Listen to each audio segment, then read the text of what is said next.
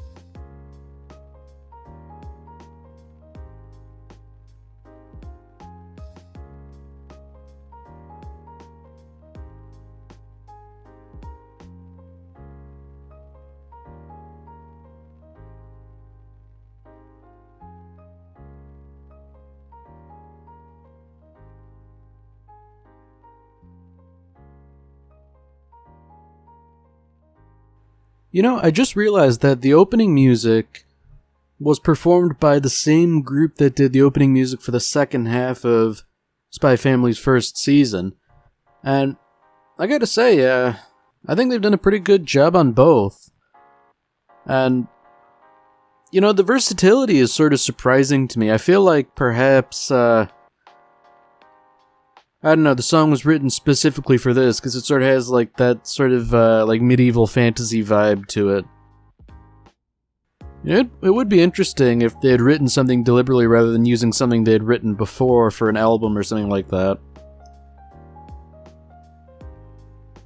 Now, we seem to just be back to the usual sort of dungeon delving stuff. Now, something tells me that, they might eat a monster this episode. Although it seems like the big issue now is that Laius has lost a little bit of decoration on his sword. And, normally this wouldn't be a big deal, but it seems to have been a memento. And I feel like, maybe if it was a memento, you should have taken slightly better care of it.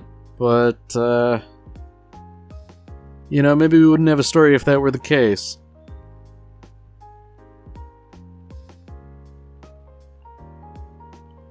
So I guess this is kind of interesting, a little bit of history in that it used to be the case that there was gold everywhere in abundance, and that people would sort of delve down here to try and pick at the gold.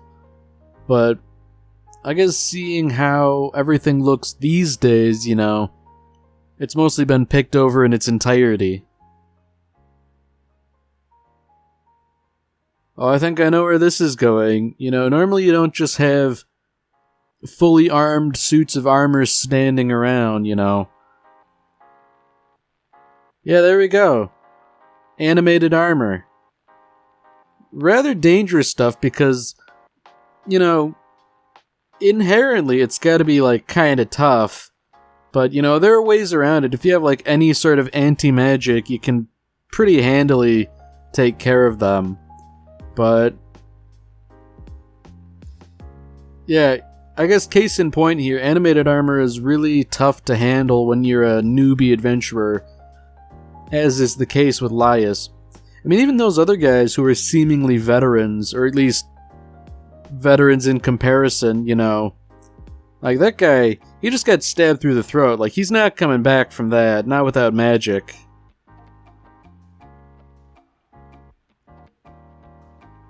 Oh dear.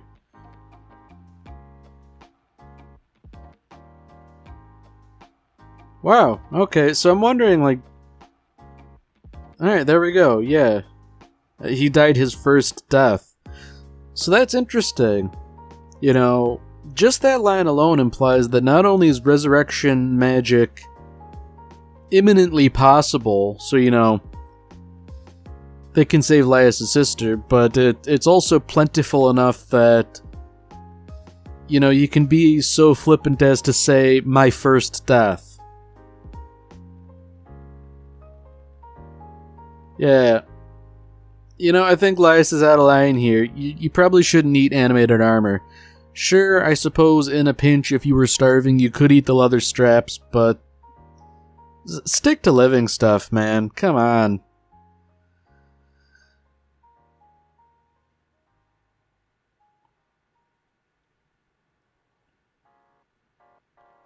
So I guess there are a couple possibilities here. You know, you don't have to fight them in a straight-up fight. You can use your noggin here. So I guess that's part of the issue. You know, you don't know which ones in this corridor are the animated sets. It could be all of them, it could be none of them. But I feel like just a little abjuration spell would be enough to basically knock these guys down for the count. That, or I suppose, you know, you could just sort of dismember them. I mean, when you think about it, they would be just as subject to dismemberment as a normal person would be. Perhaps even slightly less so, seeing as how armor has to have joints built into it to allow a person to move. I mean, of course, as I'm now saying this, the armor's reassembling itself, which I feel like is probably a new development. I guess the idea here is that if you want to truly dismember them and keep them down for good, then you have to do a good and thorough job. You know, what's a lone torso going to do, you know? In that regard, it's kind of like the Black Knight from Monty Python. You know, hack off all his limbs. You know, what are you gonna do? Bite my shins?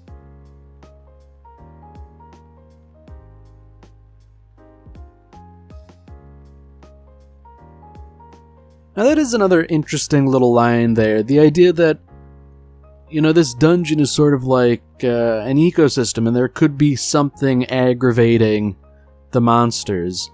You know, sure, monsters might normally be in a bad, bellicose mood, but, you know, today could be an especially bad day. And I guess what compounds this idea is that they seem to be acting out of the ordinary, indicating that there's something else going on. And I guess that's the real interesting bit. You know, animated armor, it's not a spontaneous phenomenon, it has to be armor that's enchanted. Therefore, there's gotta be a spellcaster. And if there's a spellcaster, you know, you might be controlling them, and if so, you would have to be nearby. Now, I've got a bit of a bad feeling that Laius might suggest eating the spellcaster, but I figure, that's gotta be beyond the pale, right? You know, you can't eat, like, sapient things, because it's too close to cannibalism. I'm pretty sure Marcel made her objection pretty clear to that in the previous episode. Or, was that the first episode, actually? I think it was when they were making the fruit tarts.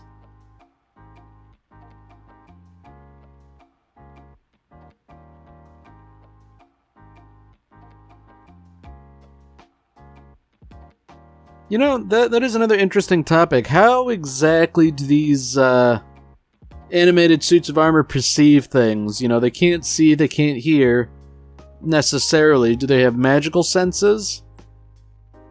I feel like that would have to be the case.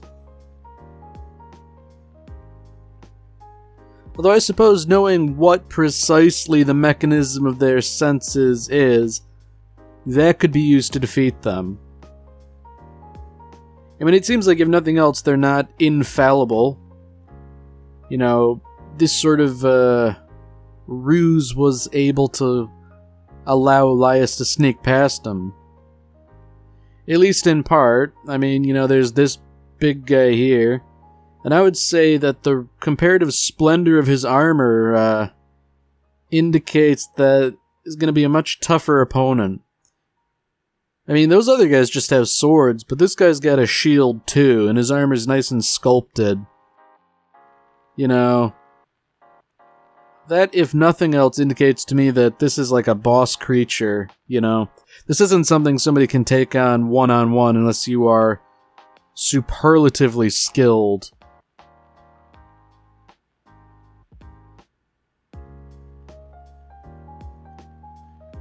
Yeah, so Elias has a good idea here. You know, maybe render it immobile by hacking off its limbs, but you know, this creature seems considerably more competent. I guess it's rather unfortunate that his sword decided to shatter now. You know, perhaps to sort of reinforce the fear from before.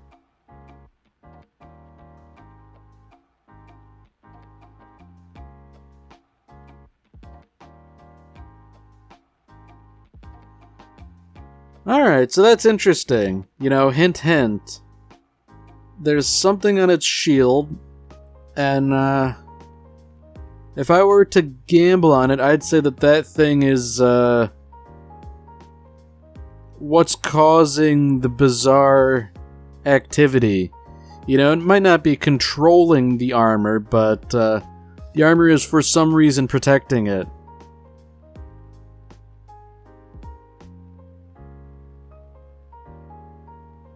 I mean, I guess case in point, it seems to be some sort of egg.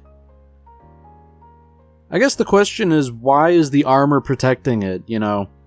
Because I was generally under the impression that animated armor isn't really sapient in the way that living creatures are, you know? They can sense things and they can do stuff, but they don't really have a mind of their own, so to speak.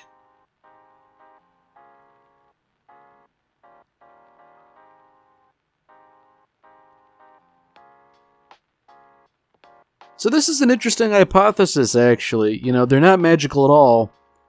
They are organisms. That egg is its own egg, or something to that effect.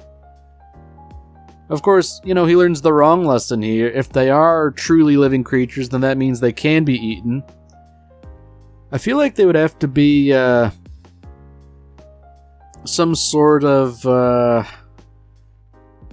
what would you call it? Like some sort of like amorphous creature that would benefit from having an exoskeleton. Like I feel like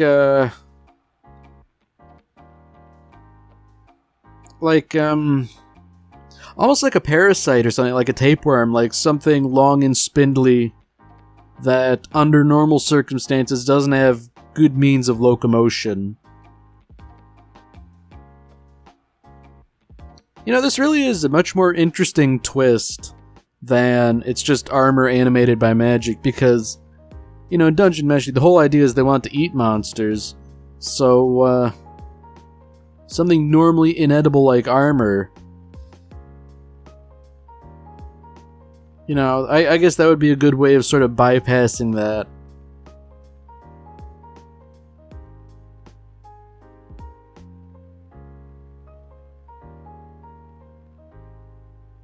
You know, I feel like if any of these options were the case, there would have been evidence of it before.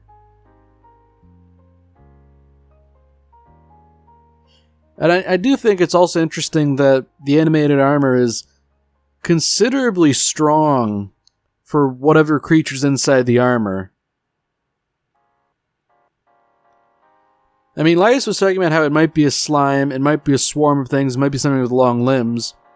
And he sort of deduced that the latter was the most likely, and I'm bound to admit that I probably agree with that.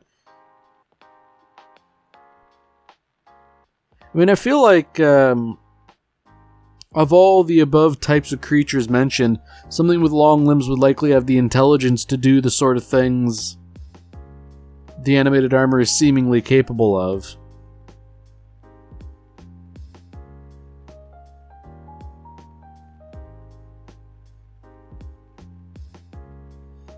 And I guess this sort of gives more credence to the idea that it must be groups of things. And I guess a mollusk in this case. Yeah, maybe mollusk was the sort of word I was looking for before, like something sort of like amorphous, but not like a slime per se. I mean, I guess maybe mollusks are sort of slimy creatures. Okay, so now I guess it's rather obvious, we get to see them in action trying to reattach their limbs and all that. I guess once you sort of understand what's at play here, the armor's a lot less scary because, at least animated armor, the idea that it is magical in nature, like that adds a certain bit of fear to it. Like that's scary. But if it's just like a bunch of mollusks or similar critters, like, that sort of thing can be dealt with.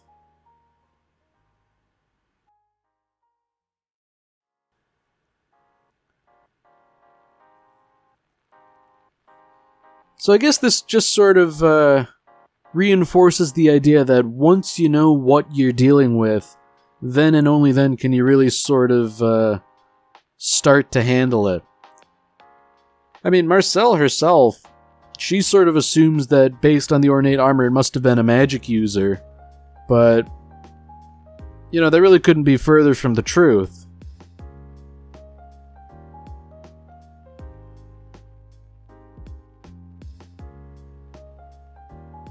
And I guess this is also a nice little parable on teamwork, Individually, the mollusks are weak, but together they form powerful animated armor.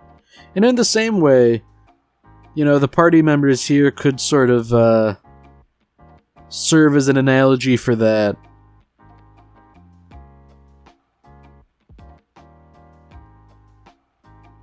That is an interesting point, too. If this whole thing that animated armor is really a bunch of mollusks, if that's not widely known, that would be interesting for sort of anthropological reasons. I mean, that's probably not the right word for the field of study, but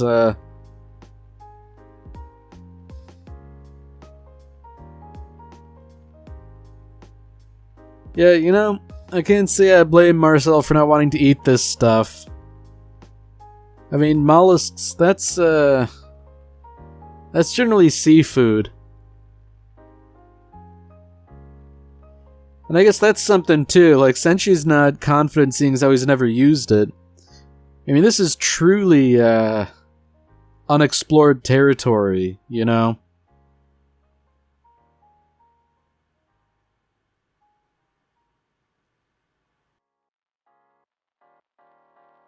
So I guess I'm sort of wondering how they're gonna cook it too. I feel like maybe in the way you would cook seafood or shellfish or something, sort of like boil it, add a bit of like citrus or something like that. It's interesting that they're sort of like treating the armor like the shells of a shellfish.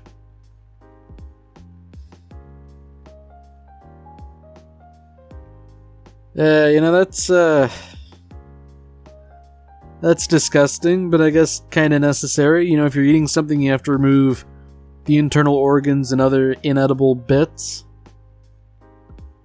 It's inevitable, I guess, but, it's not something I enjoy thinking about. Now, I do have to wonder, like, what's going to become of the armor, because that's a pretty nifty set.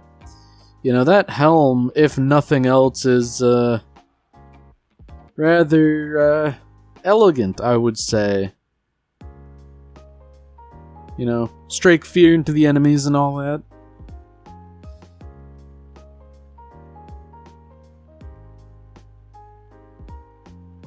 Now, I guess that's a good point. Marcel is worried about food poisoning. I mean, I guess I can say that's one of the reasons why I generally avoid seafood too, I've heard, of all the worst food poisoning cases, it's normally seafood involved. So, that and, the taste. Not too big on the taste. So I guess, for all those reasons, I hate to say it, but I side with Marcel.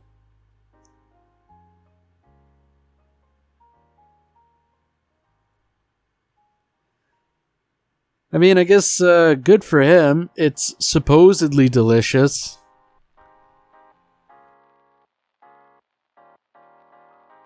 You know, I feel like if this were something like fugu, like pufferfish, like I'm pretty sure the neurotoxin in improperly prepared fugu is a rather instantaneous thing. So, you know, if this sort of thing produced a similar sort of toxin, if Laius were to drop dead, it would probably be pretty quick, you know. I don't think they'd have to wait around too long before getting an answer.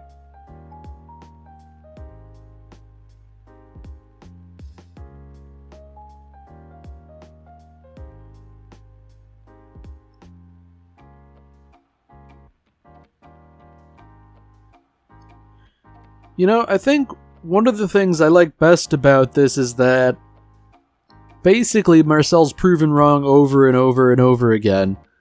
Because while she's kind of correct in that, like, a lot of this stuff certainly seems gross, you know, it's prepared well all the time. And, you know, she sort of has to begrudgingly admit that, okay, this wasn't so bad.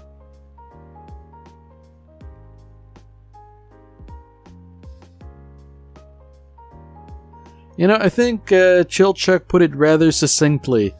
No one would expect animated armor to really be shellfish. It is definitely an interesting concept and a rather nice twist, you know.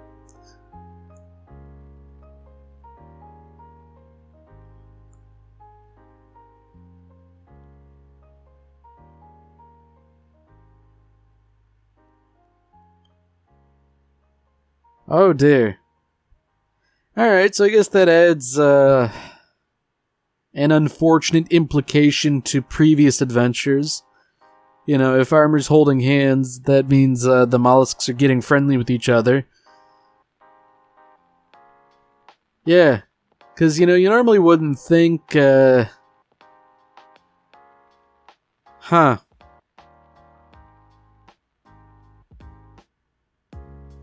So that's interesting, because on the one hand, I'm wondering why he's being so skittish about that. Is he going to save it for emergency rations, that little critter in his sword? Or is it going to be like a pet or something?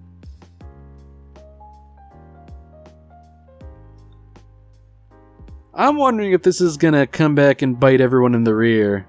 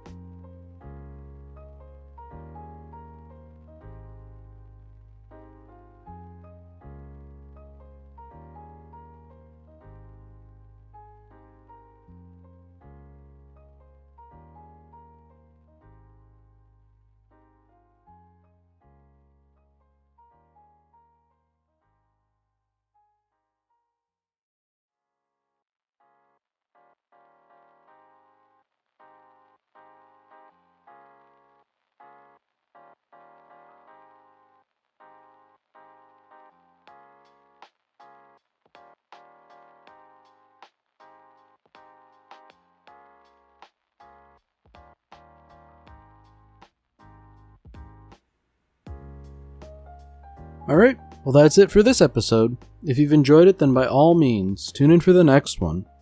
See you, Space Cowboy.